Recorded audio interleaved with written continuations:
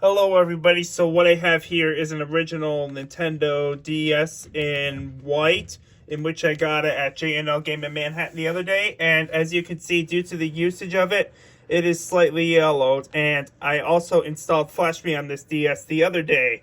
So, as you saw, when I hold Start Select prior to the power button, I go straight into the DS game, as you can see here. And for this video, I am going to be tearing this Nintendo DS apart, giving it a clean, as well as giving it a better look, refurbishing it. As you may notice, the Japanese white model sticker is fading out due to the fact that when I bought this at J&L Game the other day, there was not a protective film on the sticker, and also this DS, when I bought it at J&L Game, came with the black stylus instead of a white stylus. And as you can see, this is an aftermarket white stylus, even though the quality may not be as good as the original one. But this will do for now. So anyways, to start things off, take out the games. In this case, I took out my R4 flash cartridge and my Classic NES Series Donkey Kong cartridge. And I will be taking the battery cover off this DS. Now,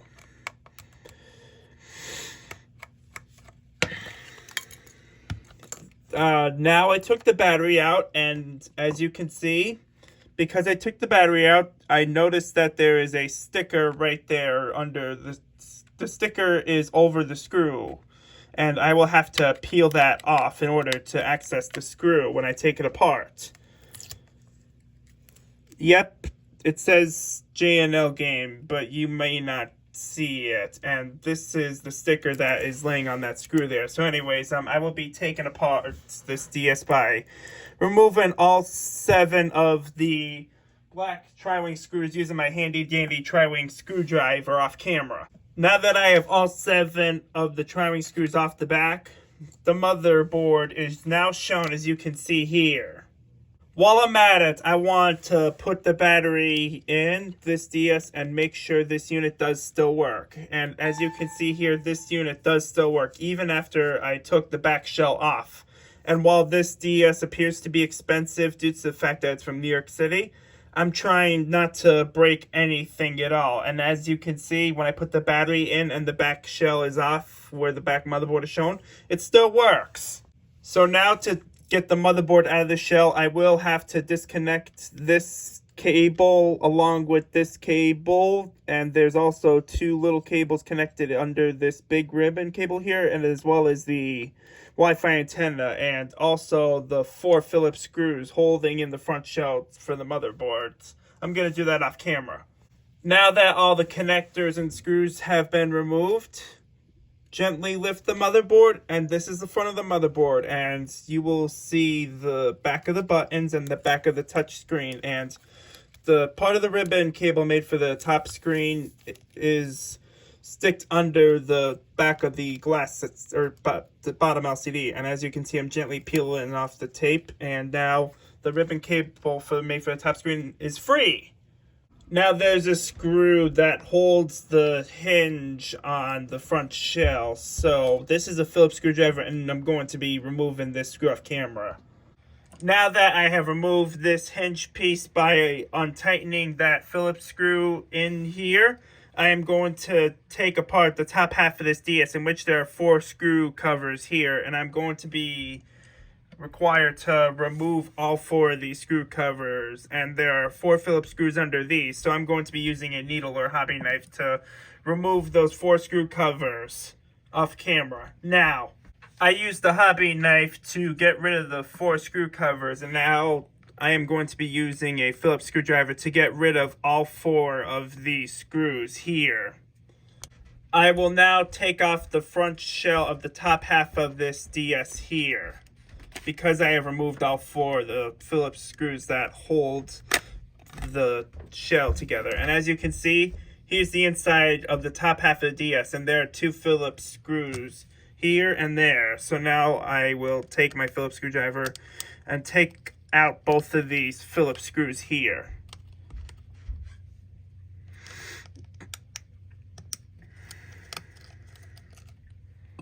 Now the Wi-Fi board and this top half LCD connector are free to go now. And now I will peel the back of this ribbon cable, which is sticks down onto the back of the top LCD. And now I will just take out the ribbon cable here carefully, not to break it going through the front shell like this.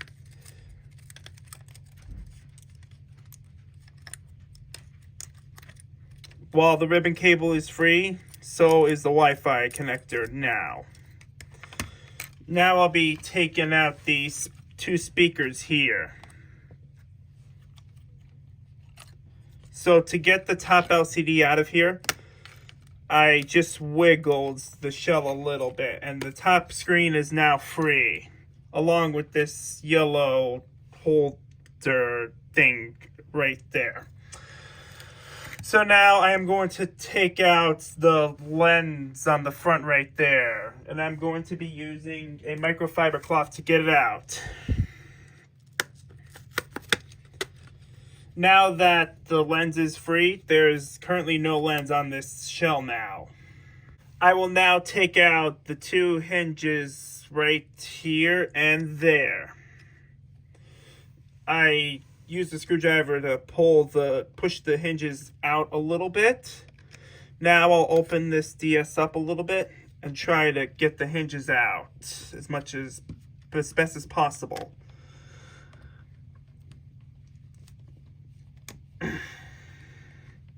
It might be hard to do when opening the DS up and trying to get the hinges out at the same time.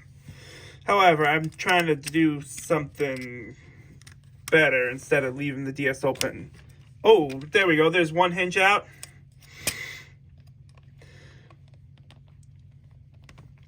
And there's two hinges out. So you got to take your time when removing the hinges on both sides of this portion of the shell. And now this top half and the bottom half of the DS shells are now free because I removed all those hinges.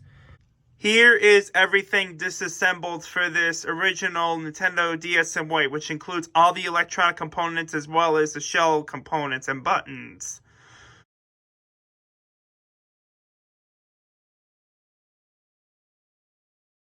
Here I have a cup of hot soapy water, and I am going to be putting every one of the buttons into there so that before I clean these buttons with rubbing alcohol, I want to let all of these buttons soak in the hot soapy water for at least a while so that they can get a little bit cleaner than what it was before, which is right now. And I am going to be using a toothbrush to mix it up. Okay, now that I have mixed it up using an old toothbrush, I will let the buttons stay in the hot soapy water for at least a while so that they can eat the dust a little bit of time in there. While I am here, I might as well test this DS again just to make sure the unit still powers on, despite the fact that I do not have the bottom or top screen installed. And due to the fact that I saw a green light, that means this motherboard definitely does work. I have an idea for this Nintendo DS shell here, and that is I would like to clean everything up, and that I want to remove this old white model sticker on there due to it being worn out on the back of the shell. And for the top half of the shell and the bottom of the shell, except for this back here, I'm going to clean all parts of the shell up and then sand these three parts of the shell and even the hinge cover, sand it down, and then spray paint it so that it would look white again. This is due to the fact that this shell is slightly yellow due to the usage of it. But again, I'm going to clean this back shell up and then remove the old model sticker and then replace it with another one that's good. And I will clean this up, and this shell is, even though used, it's not too bad condition. So anyways, I will get ready to clean all parts of the shell up. To start things off, I want to deal with the back shell, and I'm going to be removing this aftermarket white stylus and then removing all three of these screws inside the back of this shell. And I'm going to be using a Phillips screwdriver here. So there are 2 on the Game Boy Advance cartridge metal shield and 1 on the stylus holder in the back shell.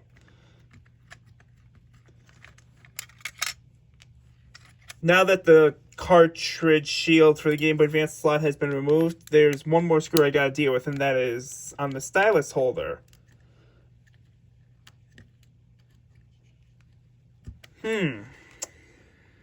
I've noticed that this screw seems a little bit stripped, so I think I might try a different screwdriver, Phillips screwdriver specifically I'm talking about. Maybe try a bigger Phillips head screwdriver. And no, it ain't working, so I'm gonna have to try even a different Phillips head screwdriver. Just looking in my drawer of tools, and I found one. Goodness gracious. It's still stripped, and I can't really get the screw out of there, so I think I might have to try to figure this out off camera, and I'll see you when this stylus holder is out. Okay, so now that I got the strip screw out of there off camera, I am now going to deal with the removal of this old Japanese white model sticker here. And as you can see, this is worn out. To remove the old Japanese model sticker, I am using a hair dryer so that I'm warming up the shell and that the sticker can be peeled off easily. Okay, so I have removed the old Japanese model sticker off camera, and so now I will officially get ready to clean the bottom of this DS shell, and once it's cleaned and I'm ready to reassemble this DS, I'm going to be using another Japanese white model sticker, but in better condition than this one. So now I will officially get ready to clean this back half of the shell.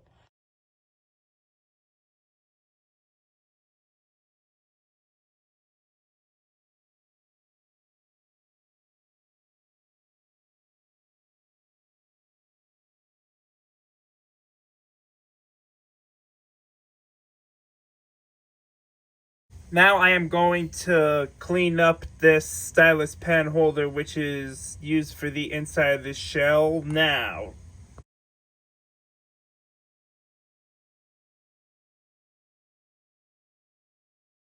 Now it's time to clean up the battery cover.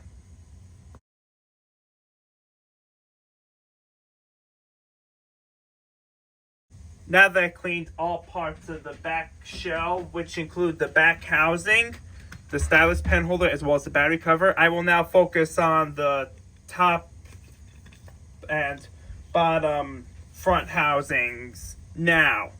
So what I'm going to do for the top and bottom front housing parts is that I am going to be sanding all parts of these housings down, which includes the top front, top back, and bottom front of the shells, including the hinge cover as well.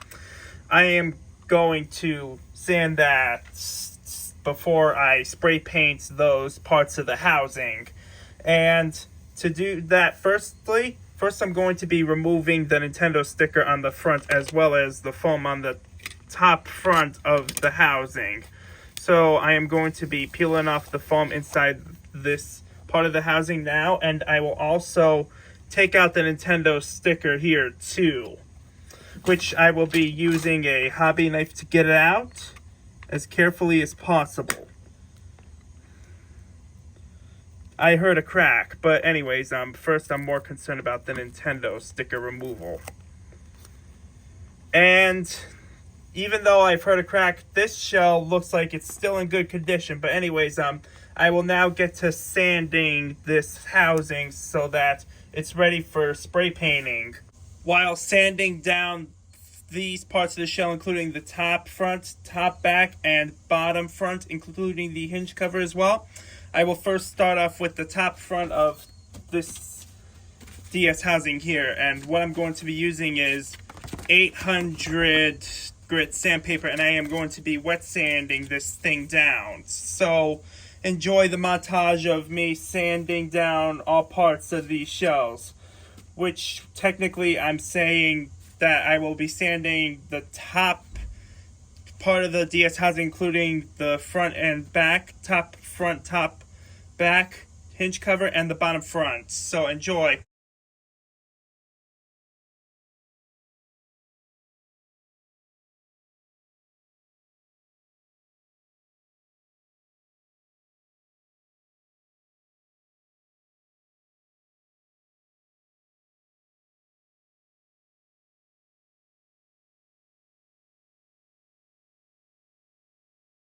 And there it is, guys. I have sanded the top, front, top, back hinge cover and the front bottom housing with 800 grit sandpaper wet sanding method. And as you can see here, I have sanded all of these parts down, including this top front housing, top back housing, hinge cover, as well as the bottom front housing here. So I'm going to let that dry, and when that's dry, I am going to clean it up with rubbing alcohol prior to spray painting the shell.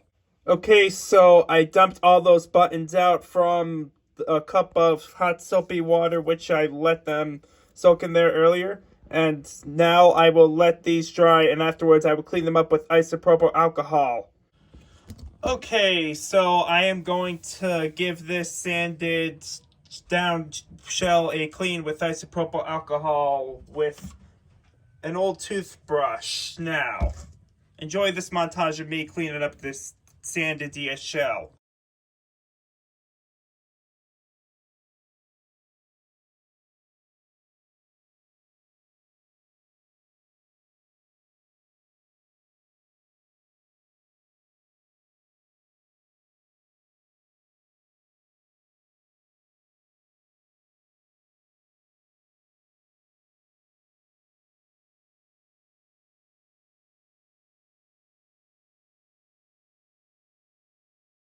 For this project, the spray paint I am going to use for this Nintendo DS spray paint cosmetic mod shell is high gloss white, in which I want the shell to look more whiter than what it was before. That is because it was originally in used condition and it had slight yellowing on the shell.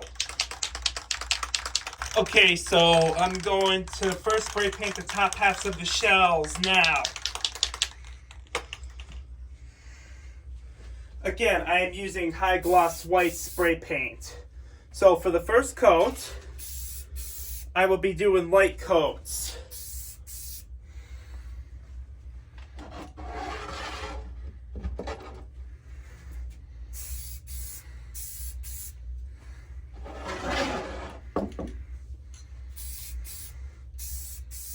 Now moving on to the bottom front shell as well as the hinge right here.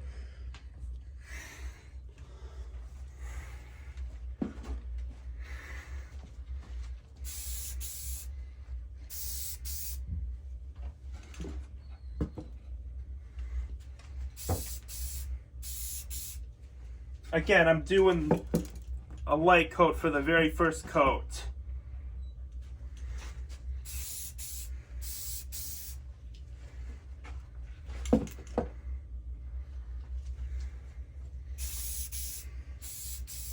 Now I will let all the shells dry until I'm ready to do a second coat, which would be about 5 to 10 or maybe 30 minutes or something.